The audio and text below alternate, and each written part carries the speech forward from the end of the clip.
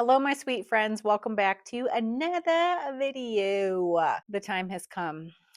I have been keeping a pretty big secret from you guys. I don't know that we would call it a secret, but anyway, I tried to go back to work in November, and long story short, I ended up having to hire an attorney to sue my employer, and a lot of what went down during that period sort of led me to my second medical leave.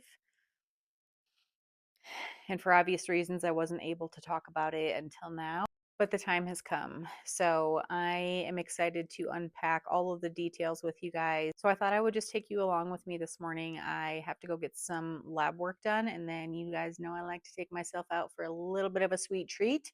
So I actually found this cute little cafe in downtown that I have not been to yet. So we're going to go on a little bit of an outing together, and I'm going to spill the tea. So let's do it. For those of you that are new here, I went on a medical leave that was supposed to last 2 months. So that was September and October of 2025. And when I returned to work, I returned to a completely different org structure and a completely different position. And the new position that I was expected to take as an interim position, meaning that I would need to later apply for that role, the role was a step down, a significant step down from the job responsibilities that I had prior to going on to medical leave. And I am an incredibly flexible person. And I said, cool, let me learn this new role and we'll figure it out from there. And when I started to complete some of the job responsibilities, not only was there just complete disorganization with what the role was supposed to look like, but I was expected to do in person activities and a variety of different responsibilities that would put my health in jeopardy. One of the main reasons I was successful in my previous role is because it did have a lot of flexibility, and I primarily worked from home, which allowed for me to be able to work when I felt well and not when I didn't. And so when I started to engage in a lot of these new job responsibilities, my health declined incredibly rapidly.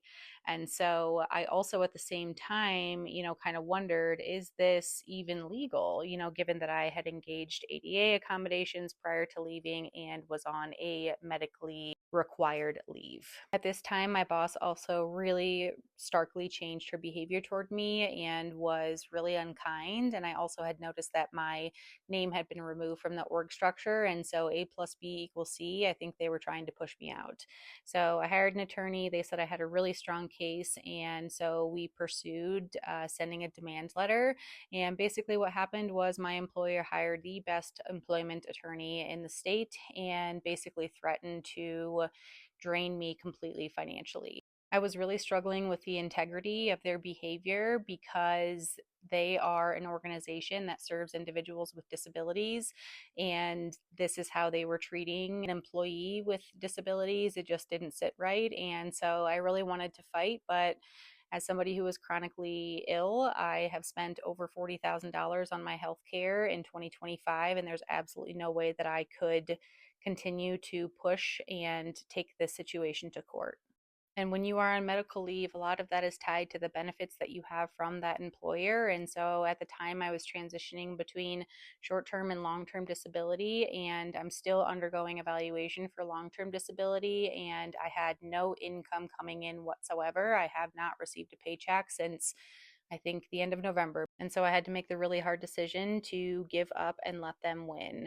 And so I just intricately had to align a lot of details in order for me to be able to resign from that organization. And I have been out of that place for a couple of weeks. And when I tell you, my mental health, my physical health has substantially changed. I took a job that is going to pay me less than half of what I was making before, but it is going to benefit my health. And that is the most important thing that we have in this world.